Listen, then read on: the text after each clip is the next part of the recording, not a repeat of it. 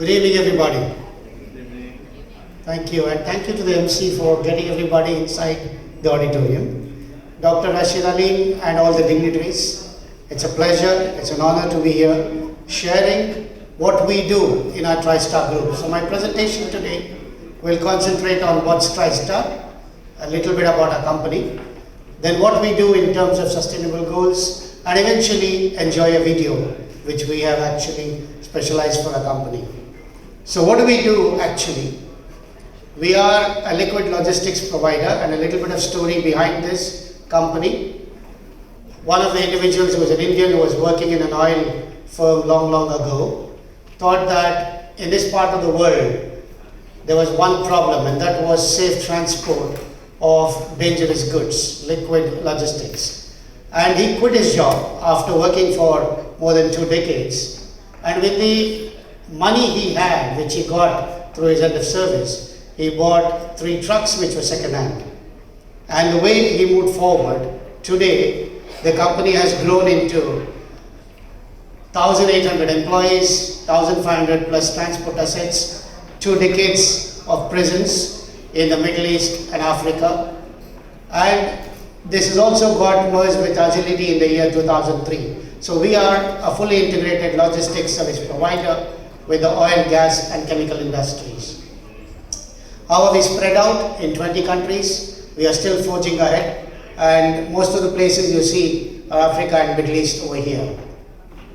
What do? We do turnkey fuel solutions, we do ship owning, road transport and warehousing, fuel farm, commercial aviation and chemical distribution. And very important, we support the peacekeeping forces in the African nation wherever they go, and we transport fuel for them.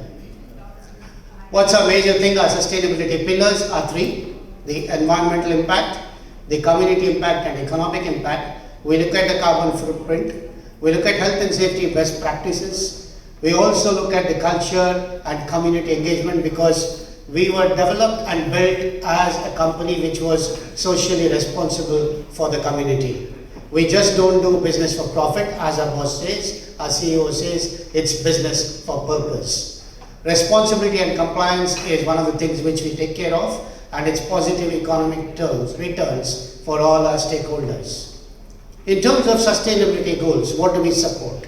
We look at good health and well-being. Basically by 2020, half the number of global deaths and injuries will be from road traffic accidents.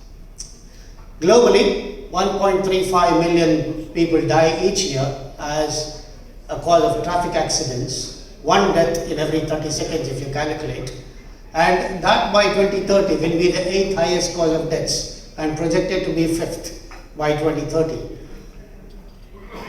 90% of the road accidents, as you know, are due to human error.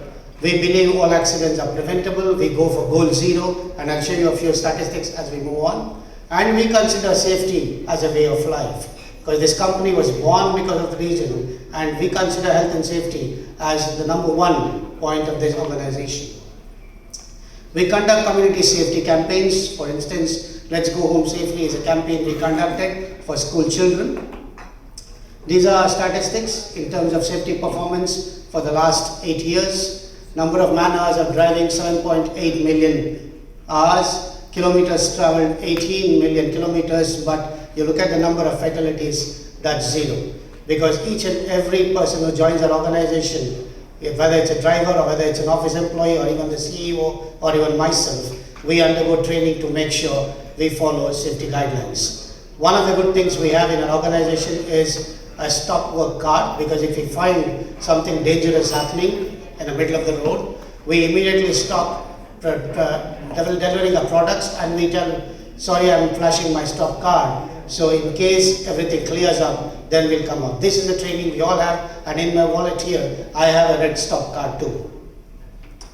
Quality education, we build and upgrade education facilities, and this mostly we do in the African countries because they are devoid of education. There's not many opportunities for people to get educated. So one of the things we did for the past 10 years in Yapa village in South Sudan, we helped construct new classrooms, which has benefited more than 2,000 primary and secondary students.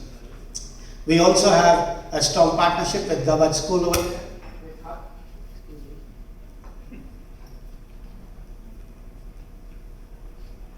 Okay, yeah, thanks. Okay, we also have this partnership with Gabad School, and we expanded the highest primary school facilities over there. In March 2018, we introduced a computer lab. Is there a problem? Can I take this out? It's okay. Thank you. So we introduced a computer lab in the same school to provide technical knowledge to the students, and you'll actually see their happy smiling faces in the video, which I'll show you in the end.